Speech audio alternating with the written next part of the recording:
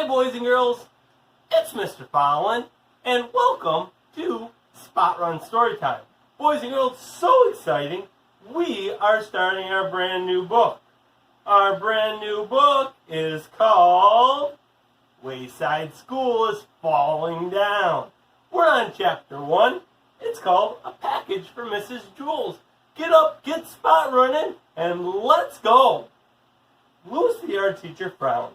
The schoolyard was a mess. There were pencils and pieces of paper everywhere. How'd all this junk get here, he wondered. Well, I'm not going to pick it up. It wasn't his job to pick up garbage.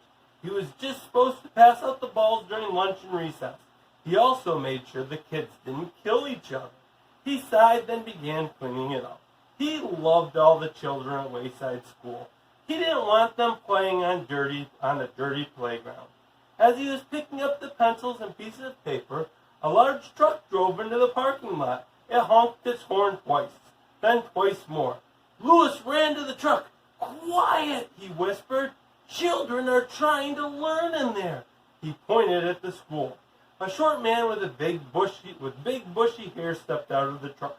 "I have a package for somebody named Mrs. Jules," he said. "I'll take it," said Louis. "Are you Mrs. Jules?" asked the man.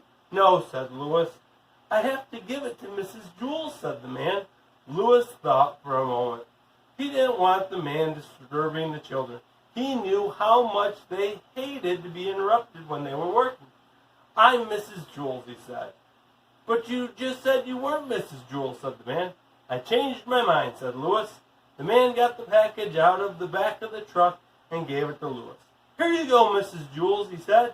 "Ugh," Louis grunted. It was very heavy.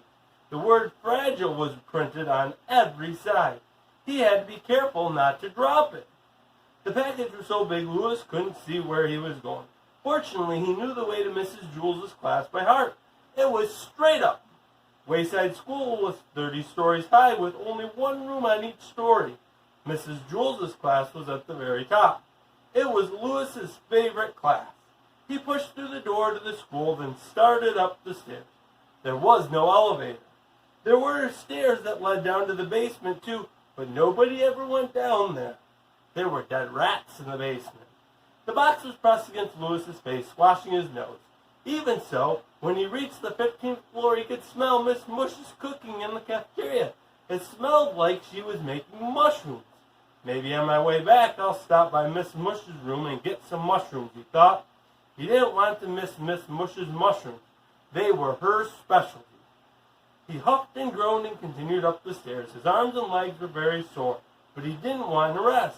The package might be important, he thought. I have to get it to Mrs. Jules right away. He stepped easily from the 18th story to the 20th. There was no 19th story.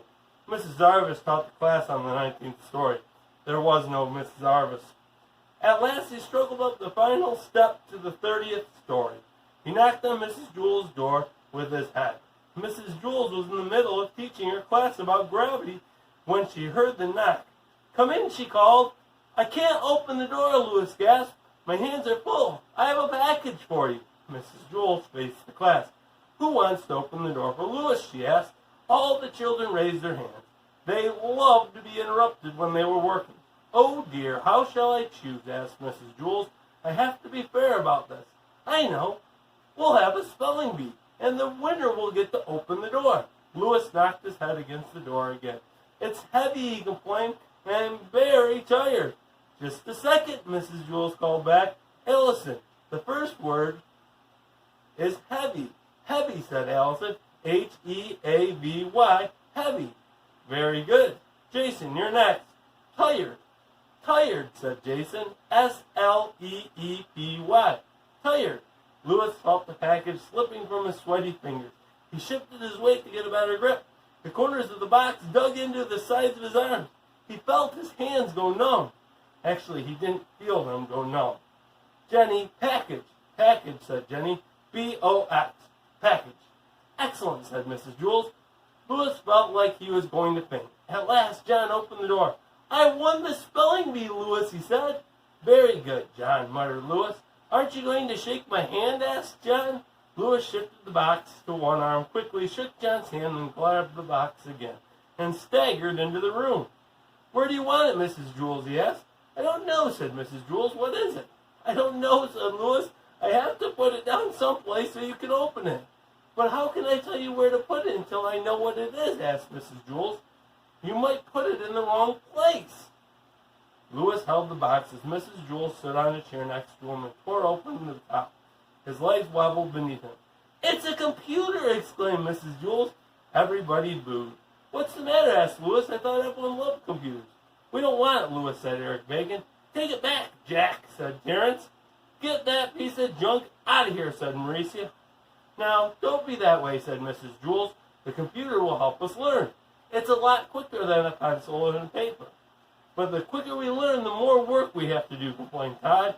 You may set it over there on the counter, Louis, said Mrs. Jules. Louis set the computer on the counter next to Sherry's desk, then he collapsed on the floor. Now watch closely, said Mrs. Jules. Everyone gathered around the new computer. It had a full-color monitor and 2 disk drives. Mrs. Jules pushed it out the window. They all watched it fall and smash against the sidewalk.